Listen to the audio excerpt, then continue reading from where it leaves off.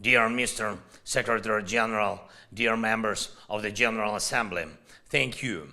Thank you for the opportunity to address you. And the main thing I would like to talk about today is collectivity. 8 months ago, I addressed your organization for the first time, and I'm grateful for all the support that you, both as an organization and as countries, have given to our people, to our right to live freely. The vast majority of you support UN General Assembly resolutions that defend a rules-based international order.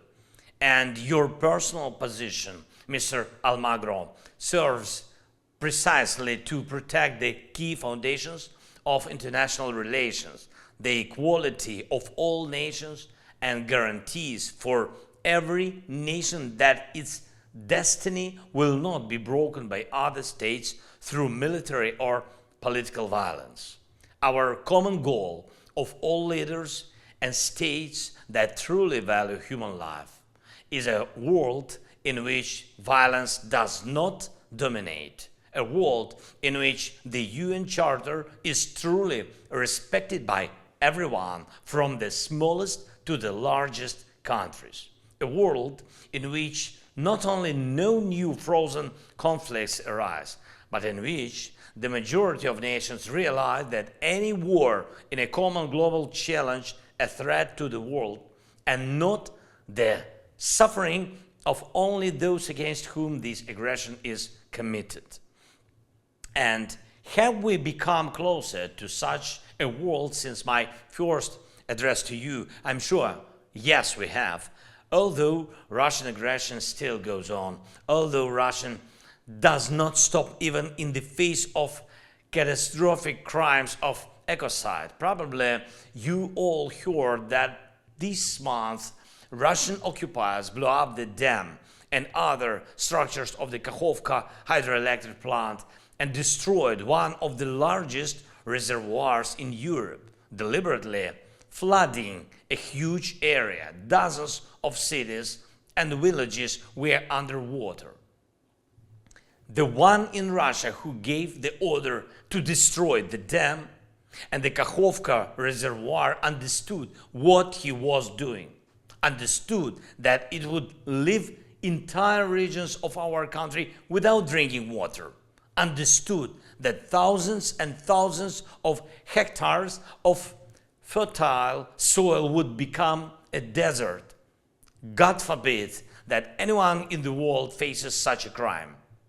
But despite this and all other Russian terrorist attacks, we are still pushing the aggressor to defeat, both by force of arms and by force of diplomacy.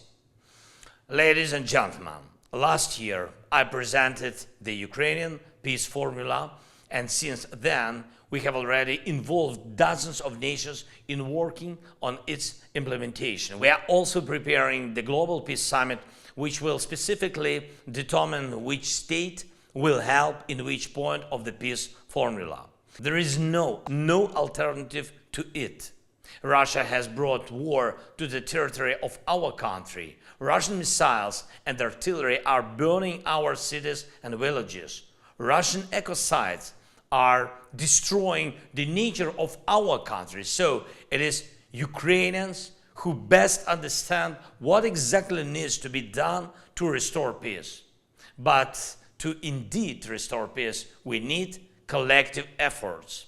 And of course, in particular, your support, your leadership. I invite you to work with us and all the free nations of the world on implementation of the peace formula. And I invite you to join the preparation of the Global Peace Summit.